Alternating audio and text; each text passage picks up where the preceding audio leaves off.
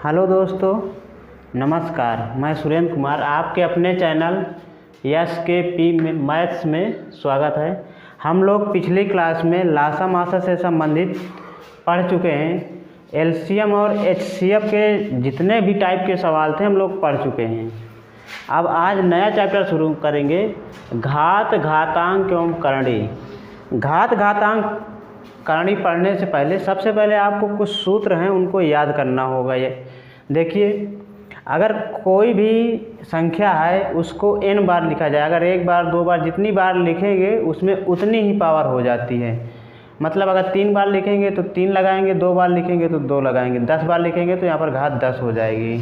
उसके बाद अगर एक ही संख्या अगर आधार बराबर है और उसकी घात जो है अलग अलग है तो एक ही आधार पर घातों को जोड़ दिया जाता है। एक ही आधार पर क्या करते हैं, घातों को जोड़ देते हैं। अगर अब घात बराबर है और गुणा में है, आधार अलग अलग हैं, तो हम दोनों जितनी भी संख्याएं हैं उनको गुणा करके घात 1 लगा सकते हैं। ठीक, उसके बाद अगर भाग के रूप में है, आधार सेम है, ध्यान दीजिएगा, आधार बराबर है और घातें अलग अलग हैं, तो नीचे वाली संख्या में से माइनस में चली जाती तो m माइनस a हो जाएगा। इसी प्रकार इसमें 1/, देखिए अगर 1/a की पावर m है तो इसको हम व्युत्क्रम भी बोल सकते हैं। ठीक, तो a की पावर माइनस m हो जाएगी, या a की पावर माइनस m को 1/a की पावर m बोल सकते हैं। उसके बाद देखिए, अगर घात के ब्रैकेट के बाद लगा दिया जाए तो वो गुणा में हो जाता है, जैसे a की पावर m ब्रैकेट n। लेकिन अगर अलग अलग है, जैसे इस वाले केस में देखेंगे, देखिए घात के ऊपर घात है और ब्रैकेट के बाद है, तो ये दोनों अलग अलग, ये दोनों कभी भी बराबर नहीं होंगे। ठीक, तो ध्यान देना होगा 6 नंबर और 8 नंबर में। देखिए इसीलिए 8 नंबर हमने लिख दिया है कि ये घात के ऊपर घात लगाते जाएंगे तो ये गुणा में हो जाता है, जबकि ये घात के रूप में रहेगी, ये अलग अलग रहेगा। ठीक, तो उसके बाद अगर a की पावर m गुणे 1/n है तो ऊपर देखिए m का गुणा हो जाएगा तो m/n हो जाएगा। ठीक, इसी प्रकार अगर घात के ऊपर घात मतलब ब्रैकेट के बाद है तो वो गुणा के रूप में ही लिखा जाएगा, जैसे ये वाला है और ये वाला। ठीक, उसके बाद a की पावर m फिर उसकी पावर n है तो ये इसका मान अलग होगा और इस वाले का मान अलग होगा, क्योंकि ये इसमें गुणा के रूप में हो जाएगा और ये घात के रूप में रहेगा। तो आपको 8 नंबर में कंफ्यूज नहीं होना। ठीक, इसी में सवाल गलत हो जाते हैं। उसके बाद 9 नंबर में देखेंगे, आपका आधार अलग अलग है, घात सेम है, तो उनको हम अलग अलग करके लिख सकते हैं। उसके बाद अगर आधार सेम है और बराबर में, जैसे a की पावर x है और a की पावर y है, अगर आधार बराबर होते हैं तो आपका घात भी बराबर होगा। जैसे a की घात x बराबर a की पावर y है तो यहाँ पर x और y बराबर हो जाएंगे। अगर यहाँ पर देखिए घात बराबर है, n है, x की पावर n y की पावर n, तो x बराबर y। कहने का मतलब ये है, आपको याद रखना होगा, अगर आधार बराबर हैं, आधार बराबर हैं तो घात बराबर होते हैं। क्या होते हैं? घात बराबर होंगे, ये आपको याद रखना। ठीक, यदि आधार बराबर हैं तो घात बराबर होता है, या घात बराबर हैं तो आधार बराबर हो जाएंगे। ठीक, उसके बाद किसी भी संख्या की घात अगर 0 है तो उसका मान हमेशा 1 होता है। ठीक, उसके बाद अगर करणी में जैसे है, करणी n√n लगा है तो उसको a की अलग लिख सकते हैं, a की पावर 1/n। और अगर बाहर से करनी है फिर n, तो ये देखिए जब अलग से रहता है तो उसको 1/n लिखेंगे, गुणा कर देंगे तो n गुणे 1/n हो जाएगा, तो यहाँ की पावर पूरा कैंसिल हो जाएगा, केवल a आ जाएगा। उसी प्रकार इसमें अलग अलग हैं तो दोनों को साथ में लिख सकते हैं या बटे के रूप में भी लिख सकते हैं। उसके बाद फिर देखिए a/b है, करणी में n है तो उनको अलग अलग लिख सकते हैं, यानी अंश को अलग, हर को अलग लिख सकते हैं। 1/, मतलब पहले भी बताया जा चुका है कि हमेशा इसका मान जो भी रहता है, क्या रहता है, अगर यहाँ n है तो 1/, के रूप में इसका मान क्या होता है, 1/n। यहाँ पर कोई भी संख्या हो सकती है, अगर यहाँ पर कोई चिन्ह नहीं लगा तो 2 माना जाता है। क्या माना जाता है? 2 माना जाता है, तो याद रखिएगा। इस प्रकार क्या हो जाएगा, इसको अलग लिख सकते हैं, इसको अलग लिख सकते हैं, इसमें a की पावर n हो जाएगा और b की पावर 1/n हो जाएगा। देखिए 16 नंबर सूत्र है, कर्णी एन अंदर ए है तो क्या करेंगे, उसको अलग अलग लिख के ए की पावर एन स्क्वायर, मतलब अंदर का गुणा इनको हम करा सकते हैं, कर्णी को गुणा करा सकते हैं लेकिन बटे के रूप में ही रहेगा। उसके बाद a plus B root B है, a plus B root B बराबर m प्लस रूट n है। तो देखिए आपको ये करना है, ये वास्तविक भाग होता है और ये क्या होता है, कर्णी वाला भाग होता है। ठीक, अगर यहाँ पर i लगा होता तो इसे काल्पनिक बोल देते, जबकि i से कोई मतलब नहीं है, i तो लेवल से बाहर रहता है, इंटर लेवल में है। तो a प्लस रूट बी अब b प्लस रूट n, मतलब आपको वास्तविक भाग को क्या करना, तुलना कर सकते हैं। a के स्थान पर m हो सकता है और b के स्थान पर n हो सकता है, मतलब a बराबर m और b बराबर n आप मान सकते हैं। उसके बाद a प्लस बी रूट सी है, m प्लस n रूट सी है। तो देखिए ये कर्णी वाली जो संख्या रूट सी और रूट सी दोनों तरफ सेम है, तो हम दोनों की फिर तुलना कर सकते हैं, a बराबर m रख सकते हैं, b बराबर n रख सकते हैं। ठीक, उसके बाद कर्णी में ही देखिए यक्स यहाँ पर कोई चिन्ह नहीं होना चाहिए, यानी गुणा होना चाहिए। कर्णी है, कर्णी में कोई संख्या नहीं लिखी है कि रूट लगा है, अगर लगा भी है देखिए यहाँ पर कितने बार है, n बार है, चाहे जितने बार होगा, मान लीजिए 1 2 3 मान लो 10 बार होता तो यहाँ n का मान 10 हो जाता, तो यहाँ 10 पद होते। ठीक, इस प्रकार तो क्या करते हैं, x की पावर 1 माइनस 1/n, जितनी बार रहेगा उसमें से 1/n करके, यानी एक कम करके घटा दिया जाता है। देखिए 20 वाला सूत्र है, यदि f(x) एक फलन है, मतलब कोई भी फलन दिया गया है और उसमें x प्लस माइनस a फलन f(x) का एक गुणनखंड है, तो फलन f(x) में x बराबर माइनस प्लस a रख सकते हैं। ठीक, कहने का मतलब ये है, अगर यहाँ पर प्लस का चिन्ह रहेगा तो आप माइनस a रखेंगे, अगर माइनस a है तो आप क्या रखेंगे, प्लस a रखेंगे। ठीक, ये ध्यान देना होता है, विपरीत चिन्ह रखते हैं। ठीक, तो आगे हम जब सवाल करेंगे तो आपको पूरा समझ में आ जाएगा। देखिए कुछ प्रमुख मान हैं, उनको याद कर लीजिए तो कर्णी वाले सवालों में आपको थोड़ा आराम मिलेगा। रूट 1 का मान क्या होता है, 1 होता है। रूट 2 का मान 1.414। रूट 3 का ज़्यादा याद रखिएगा, रूट 3 ज़्यादा पूछा जाता है, 1.7। अगर पूरा नहीं याद, कम से कम 2 अंक याद हो जाए, 1.4 है, 1.7 इस तरह याद हो जाए। 4 का तो पता ही है 2 होता है। देखिए अंदाज़ा आप लगा के, अगर करेक्ट मान नहीं याद है तो आप अंदाज़ा लगा के, मान लीजिए 1 का तो 1 होता ही, अगर 2 को पूछा जाए तो आप अंदाज़ा लगा के भाई कि 1 से ज़्यादा होगा, मतलब 4 है। 3 का तो 7, क्योंकि करीब 2 के पास पहुँचेगा ना, क्योंकि 4 का 2 होता है तो करीब पहुँचेगा, मतलब 7 हो गया। ये 2 है तो मतलब बीच रहेगा लगभग। इसी प्रकार 5 का जैसे 2 से अधिक होगा, लेकिन 9 किसका होता है, 9 से 3 हो जाएगा, मतलब 3 से कम होगा। तो देखिए 5 का कितना होता है, 2.2 याद कर लीजिए। 6 का 2.4, 2 बढ़ा के अगर याद कर लीजिए, देखिए 2 4 6 इस तरह याद कर लीजिए। अंडर रूट 7 का मान 2.6 है, अंडर रूट 8 का मान 2.8 है, फिर 9 का 3 होता ही है। 10 का है थोड़ा ज़्यादा होगा 3 से, तो मतलब 3.16। 11 का 3.3, 12 का 3.4। इस प्रकार याद कर सकते हैं। हमें सबसे ज़्यादा किसका याद करना होगा, 2 का, 3 का, 5 का, 7 का, इनका याद करना अनिवार्य है। उसके बाद आपको पाई का मान भी याद करना, कुछ लोगों को नहीं पता रहता, तो पाई का मान 3.14 दशमलव में मान होता है। अगर परिमेय संख्या के रूप में देखें तो 22/7 होता है। अगर रेडियन में देखें तो 180 अंश या 180 रेडियन होता है। ठीक,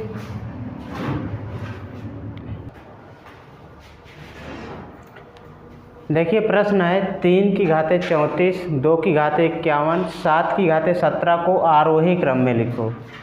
किस में लिखना है, आरोही क्रम में। आपको पता होना चाहिए कि अगर आधार और घात में, देखिए इनका आधार भी सेम नहीं है और घात भी सेम नहीं है, तो हम कैसे तुलना कर पाएंगे। ठीक, याद रखिए अगर बड़ी संख्या है और उसकी घात भी बड़ी है तो उसका मान हमेशा बड़ा होता है। तो सबसे पहले हम प्रयास करेंगे कि इनका या तो आधार बराबर हो जाए या तो घात बराबर हो जाए। तो देखेंगे कि 17 51 होता है, 17 दूनी 34, मतलब काम हो सकता है। किस प्रकार, देखिए इसको हम लिख सकते हैं, 17 दूनी 34 होगा तो इसको लिख सकते हैं 3 की पावर 2 गुणे 17। इसको लिख सकते हैं 2 की पावर 3 गुणे 17, और इसको लिख सकते हैं 7 की पावर 17। ठीक, तो आप देखेंगे कि इसमें 17 17 17, तो घात बराबर कर सकते हैं। तो ये कितना हो जाएगा, इसको अलग लिख लेंगे ये वाला पोर्शन। तो कितना हो जाएगा, 3 की पावर 2 कितना हो जाएगा 9, मतलब 9 की घाते 17। इसी प्रकार इसको अलग कर लेंगे तो 2 की घाते 3 को कितना लिख सकते हैं 8, 8 की घाते 17 और इस 7 की घाते 17। अब देखिए दोनों यानी तीनों संख्याओं में क्या है, घात बराबर हो चुकी है। तो अब जो संख्या बड़ी होगी वो बड़ी होगी, ठीक। तो 9 की घाते 17 बड़ी होगी, 8 की घाते 17 उससे छोटी होगी, फिर 7 की घाते 17 सबसे छोटी होगी। तो आरोही क्रम में लिखना, आरोही क्रम का मतलब छोटे से बड़ा। तो सबसे छोटी संख्या कौन सी होगी, 7 की पावर 17। फिर उससे बड़ी कौन सी होगी, 8 की पावर 17। फिर सबसे बड़ी कौन सी होगी, 9 की पावर 17। इस प्रकार अब इसका मान कौन सा ये आपको देखना है। ये तो सेम लिखा है 7 की पावर 17। फिर 8 की, इसको क्या लिख सकते हैं 2 की पावर 51 और इसको क्या लिख सकते हैं 3 की पावर 34। ये आपका आंसर होगा आरोही क्रम में। अगर मान लीजिए आपके आधार बराबर दिए हैं और घात सेम नहीं है तो आप घातों का एलसीएम ले लेते हैं। क्या लिया जाता है, घातों का एलसीएम। अगर आपका आधार सेम है, क्या है, आधार बराबर है, आधार क्या है बराबर है, तो आप घात का क्या करेंगे, घात का एलसीएम निकाल लेंगे। क्या करेंगे, एलसीएम लेकर फिर बराबर करते हैं, ठीक। एलसीएम लेकर छोटा बड़ा देख लेते हैं या तुलना कर सकते हैं, छोटा बड़ा देख सकते हैं। यानी आपको जब मान लीजिए आधार बराबर दिया हो और घात बराबर ना हो तो आप पहले घात का क्या करेंगे, एलसीएम ले लेंगे, फिर घात बराबर कर लेंगे। उसके बाद देखेंगे कौन सी संख्या छोटी है कौन सी संख्या बड़ी है।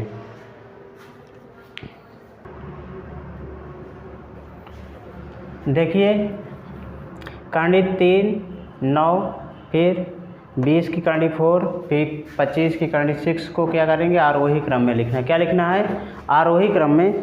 आरोही क्रम में लिखने के लिए देखिए आप कांडी तो सेम है लेकिन यहाँ पर देखिए 6 है, 4 है, 3 है, संख्या भी अलग अलग है। तो क्या करेंगे, आपको या तो आधार बराबर करना होगा या तो घात बराबर करना हो। आसान क्या होता है आपका, घात बराबर करना। क्या करना, घात बराबर करना, ठीक। करते हैं, देखिए इसको हम क्या लिख सकते हैं, 9 है, 9 को क्या लिख सकते हैं 1/3 है, ये लिखा है। इसी प्रकार ये 20 है, 20 को हम क्या लिख सकते हैं 1/4 है। इसी प्रकार ये 25 है, 25 का क्या है 1/6 है। पहले पढ़ चुके हैं, कांडी वालों को 1 करके लिखते हैं, ठीक। अब क्या है 3 4 और 6 का पहले एलसीएम लेंगे। क्या लेंगे, 3 4 6 का एलसीएम। क्या होगा 3 4 6 का एलसीएम 12 होगा। क्या होगा 12 होगा। अब आपको क्या करना है, आपको 12 करना है पूरे का मतलब 1 हर का लासा लिए हैं तो आपको 12 करना है। इसमें 12 कब होगा, जब आप 4 का गुणा कराएंगे। क्या कराएंगे, ऊपर नीचे 4 का गुणा करा दें तभी तो होगा। तो ये क्या हो जाएगा, इस तरह देखिए 9 की पावर 4√3, चाहे इस तरह लिख लीजिए या तो इसी प्रकार का पहले कर लीजिए 9 4/12। कैसे, 3 का इसमें भाग देंगे तो 4 आएगा, 4 का ऊपर नीचे गुणा। इसी प्रकार 20 है, 20 में क्या करेंगे 3 का गुणा हो जाएगा 3/12, क्योंकि 4 3 12 एलसीएम में भाग देंगे 4 से तो 3 आएगा, 3 का ऊपर नीचे गुणा। इसी प्रकार 25 है, 25 में क्या करेंगे 2/12, 6 का करेंगे 6 दूनी 12, 2 का ऊपर नीचे गुणा। देखिए अब दोनों का हर बराबर हो चुका है, यानी सभी संख्या का क्या है 12 12 हो चुका है। मतलब इसको हम इस प्रकार लिख सकते हैं, देखिए ये 12 यहाँ पर कांडी 12 लिख के 9 की पावर 4 लिख सकते हैं। उसके बाद इसको यहाँ पर 12 करके, क्योंकि 1/12 है मतलब एक कांडी के रूप में लिख सकते हैं ना, ये अंदर चला जाएगा तो कितना हो जाएगा 20 की पावर 3 और ये क्या हो जाएगा 25 की पावर 2 और √12, ठीक। अब इसमें देखना है कौन सी बड़ी संख्या होगी कौन सी छोटी होगी। देखते हैं, 9 को 4 बार लिखना है। कितनी बार लिखना है 4 बार। 9 का क्यूब सबको पता होगा 729 होता है। 729 में 9 का एक बार फिर से मल्टीप्लाई करा लीजिए, 9 9 81 हासिल 8 और 9 दूना 18, 18 और 8 26 और 963, 63 2 65, कितना हो जाएगा 65 61, ठीक। उसके बाद 12 यहाँ हो जाएगा, 20 का 3 बार 2 दूनी 4 दूनाई 8, 3 बार 0। 25 का वर्ग कितना होता है, कितना होता है 1200। देखिए 25 गुणे 25 कर लीजिए, 25 पंचे 125। अब 25 दूना 50, 625। हाँ 625 होगा, 25 को 625, घात तो नहीं गलत है, सही है। उसके बाद देखिए अब 12 यहाँ पर भी है, ठीक। उसके बाद जो संख्या बड़ी होगी वो बड़ी है, जो संख्या छोटी होगी क्या होगी, छोटी होगी, ठीक। तो सबसे बड़ी संख्या कौन सी है, ये वाली है, फिर ये है, फिर ये। हमको लिखना क्या है, आरोही क्रम सबसे छोटी कौन सी है, ये वाली होगी। मतलब करंडी 12 के साथ 625, फिर ये वाला करंडी 12 के साथ 8000, और फिर ये वाला, ठीक 65 61। यह बड़ा का चिन्ह लगाते हुए लिख लीजिए। ये किसका मान था, इस वाले का, तो 6 करंडी 25, उसके बाद 20 करंडी के साथ 4 है। फिर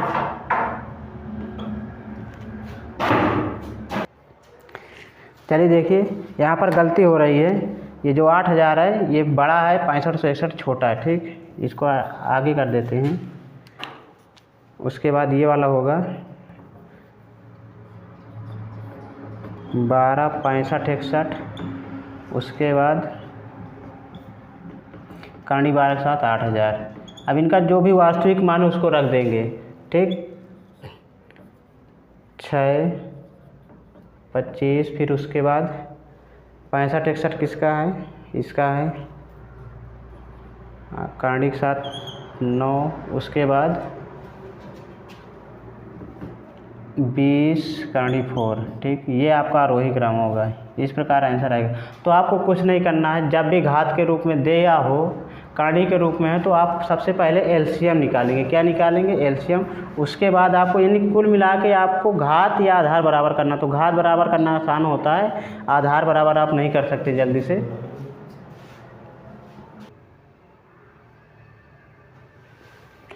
देखिए अगला प्रश्न है, पहला कथन दिया गया है 3 की पावर 2 की पावर 3, फिर है 3 की पावर 2 ब्रैकेट 3। उसके बाद सेकंड क्वेश्चन है, सेकंड कथन है 2 की पावर 3 की पावर 2 ग्रेटर देन 2 की पावर 2 पावर 3, इस प्रकार है, ठीक। तो आपको इसमें ये बताना है कौन से कथन सत्य है, कौन सा कथन सत्य है या कौन सा कथन असत्य है। आपको केवल 1 दिया गया है, केवल 2 दिया गया है, फर्स्ट और 2, फर्स्ट और सेकंड दोनों, ना तो 1 ना तो 2, इस प्रकार है। तो देखिए पहले फर्स्ट वाले को हल करते हैं, क्या सही है, चेक करते हैं। कितना दिया गया है, 3 की पावर 2 की पावर 3 ग्रेटर देन 3 की पावर 2 ब्रैकेट लगा के 3। देखिए नियम अगर आपको याद होगा, पीछे जो नियम लिखाए गए उसमें देखिएगा, ठीक। तो सबसे पहले ये पावर के रूप में लिखा, तो इसको हम 2 की पावर 3 को कितना लिख सकते हैं, 8, मतलब 3 की पावर 8 हो गया। और ये घात में है तो ये गुणा में जाता है, जब ब्रैकेट लगा दे तो आपको समझ जाना चाहिए कि गुणा में जाएगा।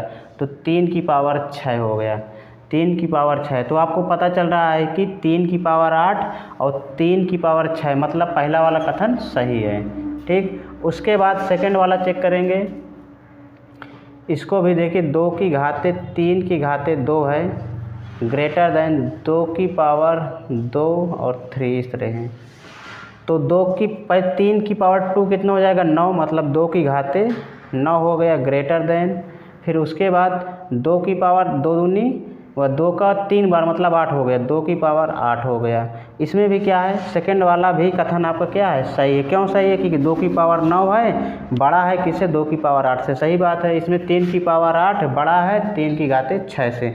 तो आपके दोनों के दोनों कथन क्या हैं, सत्य हैं। तो कथन कौन सा, विकल्प कौन सा सही हो जाएगा, सी नंबर, फर्स्ट और दोनों सत्य हैं, ठीक। उसमें पूछा ही गया कि कौन सा कथन सत्य छांटना है, तो फर्स्ट और सेकंड दोनों सत्य हैं।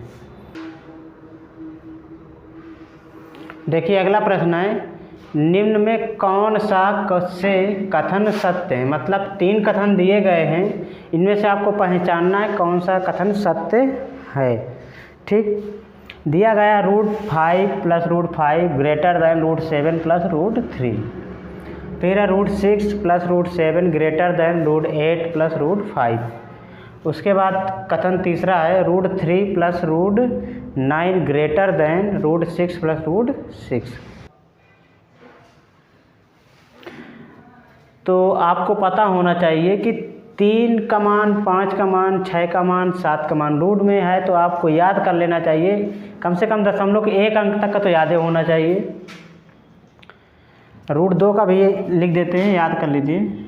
√2 का क्या होता है 1.4। ठीक, √2 का 1.4, √3 का 1.7, √5 का 2.2, √6 का 2.4, √7 का 2.6, √8 का 2.8।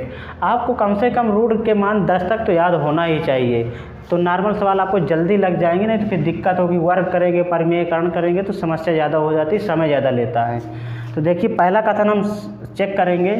देखिए 1 √5, 1 √5 दोनों अपरिमेय संख्याएं हैं, तो दोनों जुड़ जाएंगे तो कितना हो जाएगा। पहले कथन की बात कर रहे हैं हम। ठीक, पहला कथन है तो इसमें देखेंगे तो कितना हो जाएगा 2 √5, 2 √5। ठीक, 2 √5 है तो ग्रेटर दैन इधर 7 है, √7 का मान कितना होता है 2.6 और प्लस √3 का मान 1.7। तो 2 × √5 का मान कितना होता है 2.2। देख लेंगे 2 दूनी 4, 2 दूनी 4, 4.4 ग्रेटर दैन इधर इसको जोड़ेंगे तो 6 7 13 की 3 और 2 1 3 1 4, तो ये आ रहा है मतलब 4.3। लगभग आप देखिएगा तो पहला कथन आपका क्या है सत्य है। 4.4 ग्रेटर दैन 4.3, मतलब पहला कथन सत्य है। ठीक, उसके बाद सेकंड वाला चेक कर लेते हैं। √6 और √7 किसका है, इन दोनों को जोड़ लीजिए, कितना हो जाएगा 2.4 प्लस 2.6। हम डायरेक्ट मान रख रहे हैं √6 का √7 का। ठीक, ग्रेटर दैन होना चाहिए किसके, √8 का मान देखिए 2.8 और √5 का मान 2.2, तो कितना हो जाएगा 6 4 10, 2 2 4 1 5। उसके बाद इधर देखेंगे तो 8 2 10, 2 2 4 1 5। यहाँ पर देखिए बड़ा लगा है इधर का, तो देखेंगे क्या ये मान सत्य है कि नहीं। देखिए अगर 1 अंक के बाद अगर नहीं आ रहा, देखिए इसमें दोनों सेम हो रहे हैं। क्या हो रहा है, सेम हो रहा है 1 अंक लेने पर। अगर जैसे ही हम आगे बढ़ेंगे इसका मान 3 अंक तक लेंगे तो इधर वाला ज़्यादा हो जाएगा। ठीक, क्यों, क्योंकि देखिए इधर 8 है, इधर 5 है, 7 6 13 13 है, लगभग सेम आता है क्योंकि दोनों करनी में है। 8 5 13 और 7 6 13 लगभग बराबर रहता है, लेकिन फिर भी इधर का मान ज़्यादा आएगा अगर 3 अंक 4 अंक तक लेंगे। तो दूसरा वाला कथन भी आपका क्या है सत्य है। ठीक, उसके बाद 2 और 3 को चेक कर लेते हैं। देखिए इसमें 3 का मान कितना होता है 1.7 और √9 का मान 3 हो जाएगा, तो कितना हो जाएगा 3 और 1 4, 4.7 हो जाएगा। ग्रेटर दैन लगा दो, इधर का मान देखिए 2 √6, 2 बार है तो 2 बार √6 हो जाएगा, तो √6 का मान कितना होता है 2.4, तो 4 दूनी 8 और 2 दूनी 4, 4.8। देखिए ये वाला कथन आपका क्या, तीसरा वाला क्या है गलत है। ये जो बड़ा का चिन्ह इधर ना लग के इधर लगना चाहिए था। तो कथन फर्स्ट और सेकंड ही सही है, थर्ड वाला क्या है गलत है। तो आपका आंसर कौन सा सही होगा, बी वाला सही हो जाएगा। कौन सा सही हो जाएगा, बी नंबर आपका ऑप्शन सही होगा। इसमें फर्स्ट और सेकंड ये वाले में कंफ्यूज नहीं होगा। इसमें 3 अंक तक अगर आप लेंगे तो आपका यही वाला पोर्शन सही होगा, लेफ्ट हैंड। देखिए अगला सवाल है करनी 4 3, करनी 5 4, करनी 10 12, एक में सबसे बड़ी संख्या बताना है। सबसे बड़ी संख्या पूछा है तो आपको फिर से लासा निकालना होगा। किसका किसका, 4 का, 5 का, 10 का। इसमें तो 1 है, कोई मतलब ही नहीं है। तो 4 5 10 का एलसीएम कितना होगा 20 होगा। कितना होगा 20 होगा। तो अब 20 करने के लिए आपको इसमें कितने का गुणा कराना पड़ेगा 5 का, तो इसमें अंदर 5 करना पड़ेगा। कैसे, इस तरह 4 पंचे 20 अगर यहाँ करेंगे तो यहाँ भी कितने गुणा हो रहा 5 का, तो यहाँ भी 5 घात बढ़ेगी। ठीक, उसके बाद इसमें भी 20 करेंगे तो 4 का गुणा होगा, मतलब 20 अगर यहाँ करेंगे तो 4 की पावर 4 हो जाएगा। 4 का गुणा हो रहा ना इस वाले में। उसके बाद इसमें चेक करेंगे, इसमें 2 का गुणा होगा तो 20 हो जाएगा, मतलब 12 की घातें 2 हो जाएगा। और ये तो एक है, 1 की घात कितने हो जाएगा 20। इसमें तो कोई परिवर्तन नहीं, चाहे जितनी घात रख दो। उसके बाद अब इसको चेक करेंगे कौन सा बड़ा है। देखिए इसमें कितना आ जाएगा।